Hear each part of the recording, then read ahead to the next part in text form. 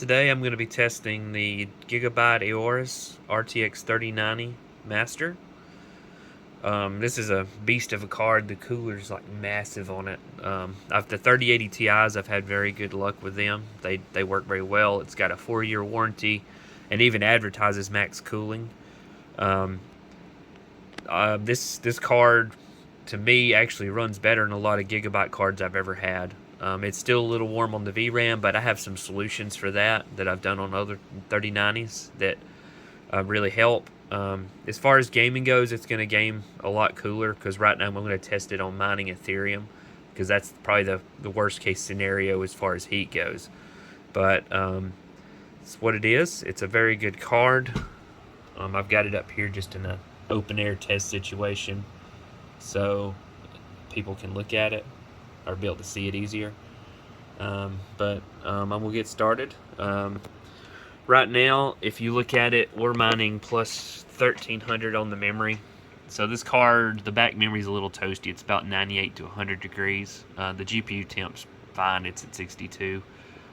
But this is essentially worst case as far as heat goes. I have a few things that's going to lower the heat, and it's really lowering the back RAM temperature is the issue on most any 3090. I really haven't seen one that runs overly cool when mining. But the few things I'm going to show you will probably make it pretty easy to do because they're not very expensive options either. But okay, sit back and I'll show you the things I'm going to try with it. This is my test on this 3090 Aorus Gigabyte card. What I did was took a water block. This is just a normal CPU water block. And I put a little bit of thermal paste. I've tried that. I'm going to try a few other things with this, maybe with a thermal pad. But you can see I pretty much just zip tied it around. Made sure not to get the zip tie in the fans. So it actually goes around pretty good without getting those. And right now it's just these tubes. They're about 3 feet each. So 3 feet going to it and 3 feet coming back. And it's just going to just a normal pump for water cooling. I could probably actually get better performance out of this if I put a radiator on it, but I don't have one just laying around for it. So, but you can see on here our temperatures are 58 on the GPU and 90 on the VRAM.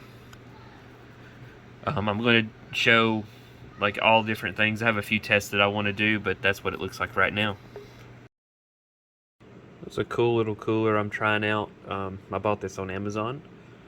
Essentially just a radiator with fans, normal fan plugs, and it comes with this little thermal pad. Just normal fan plugs. I'm going to put this on the 3090, the back of it for the memory, and we'll see how it goes. So this is what it looks like when we put the heatsink on the back. Essentially it just fits right flat on there. The back of this isn't quite flat, but it actually fits pretty well because you got the whole thing with a thermal pad, so you got a lot of area to pull in the heat. The 2 fans, you can see it's just a normal fan port, and I hooked it in to where I could just plug it into SATA essentially and power it. You can see on here, if we look with this, it's just slightly warmer, which is about 59 degrees on the GPU and 90 on the VRAM, sometimes 92. Temperatures are almost identical this way, and this is like mining at plus 1300 on the memory on all these tests. So it's getting a decent amount of heat for testing, but it actually works pretty well. Okay, I'll move on to the next test. So this is a very good card in my opinion. It's got a very good cooler. Only thing is, just like all 3090s, the back memory does get hot. But I feel with this solution right here, the memory can be kept well under control. It's very low profile. Even on like a case inside, like this would be a good option in my opinion. I am going to be selling this card. I've only used it for a few days. Really only bought it for this test. I'll be selling on eBay. I'll leave a link to that. And also, if you would like, if you decide you want to buy this card, I will send the cooler with it, this back cooler if you want. So you can send me a message on eBay or something like that.